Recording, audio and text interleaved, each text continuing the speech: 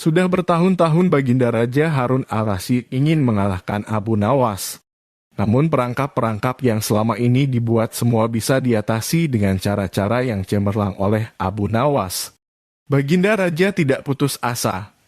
Masih ada puluhan jaring muslihat untuk menjerat Abu Nawas. Baginda Raja beserta para menteri sering mengunjungi tempat pemandian air hangat yang hanya dikunjungi para pangeran, bangsawan dan orang-orang terkenal. Suatu sore yang cerah ketika Baginda Raja beserta para menterinya berendam di kolam. Beliau berkata kepada para menteri, "Aku punya akal untuk menjebak Abu Nawas." "Apakah itu, wahai Paduka yang mulia?" tanya salah seorang menteri. "Kalian tak usah tahu dulu. Aku hanya menghendaki kalian datang lebih dini besok sore. Jangan lupa datanglah besok sebelum Abu Nawas datang karena aku akan mengundangnya untuk mandi bersama-sama kita," kata Baginda Raja memberi pengarahan. Baginda Raja memang sengaja tidak menyebutkan tipuan apa yang akan digelar besok. Abu Nawas diundang untuk mandi bersama Baginda Raja dan para menteri di pemandian air hangat yang terkenal itu. Seperti yang telah direncanakan, Baginda Raja dan para menteri sudah datang lebih dahulu. Baginda membawa 19 butir telur ayam. 18 butir dibagikan kepada para menterinya. 1 butir untuk dirinya sendiri. Kemudian Baginda memberi pengarahan singkat tentang apa yang telah direncanakan untuk menjebak Abu Nawas. Ketika Abu Nawas datang, Baginda Raja beserta para menteri sudah berendam di kolam. Abu Nawas melepas pakaian dan langsung ikut berendam. Abu Nawas harap-harap cemas. Kira-kira permainan apa lagi yang akan dihadapi? Mungkin permainan kali ini lebih berat karena Baginda Raja tidak memberi tenggang waktu untuk berpikir.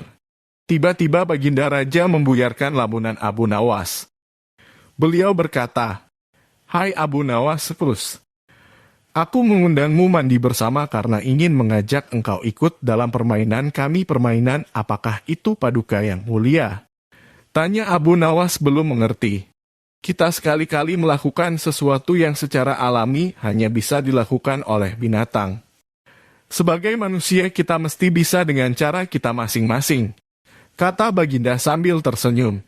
"Hamba belum mengerti, Baginda yang mulia," kata Abu Nawas agak ketakutan. "Masing-masing dari kita harus bisa bertelur seperti ayam dan barang siapa yang tidak bisa bertelur maka ia harus dihukum," kata Baginda. Abu Nawas tidak berkata apa-apa. Wajahnya nampak murung. Semakin yakin dirinya tak akan bisa lolos dari lubang jebakan Baginda dengan mudah.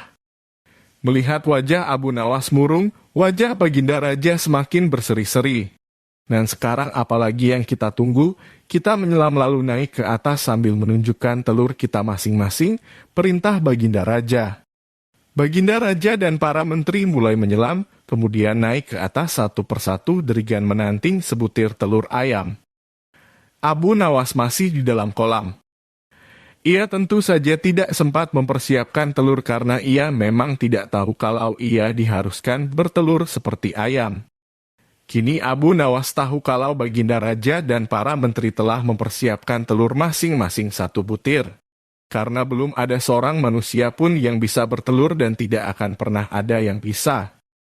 Karena dadanya mulai terasa sesak. Abu Nawas cepat-cepat muncul ke permukaan kemudian naik ke atas. Baginda Raja langsung mendekati Abu Nawas. Abu Nawas nampak tenang. Bahkan ia berlakau aneh. Tiba-tiba saja ia mengeluarkan suara seperti ayam jantan berkokok. Keras sekali sehingga Baginda dan para menterinya merasa heran. "Ampun tuanku yang mulia, hamba tidak bisa bertelur seperti Baginda dan para menteri," kata Abu Nawas sambil membungkuk hormat. "Kalau begitu engkau harus dihukum," kata Baginda bangga.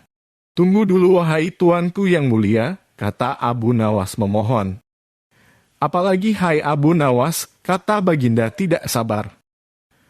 "Paduka yang mulia, sebelumnya izinkan hamba membela diri. Sebenarnya kalau hamba mau bertelur, hamba tentu mampu. Tetapi hamba merasa menjadi ayam jantan maka hamba tidak bertelur.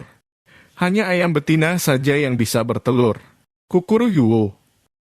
kata Abu Nawas dengan membusungkan dada. Baginda Raja tidak bisa berkata apa-apa.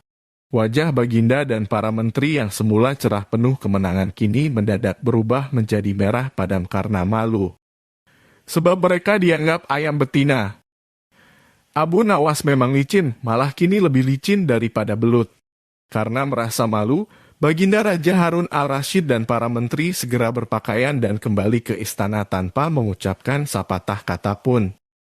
Memang Abu Nawas yang tampaknya blon itu sebenarnya diakui oleh para ilmuwan sebagai ahli mantik atau ilmu logika. Gampang saja baginya untuk membolak-balikan dan mempermainkan kata-kata guna menjatuhkan mental lawan-lawannya.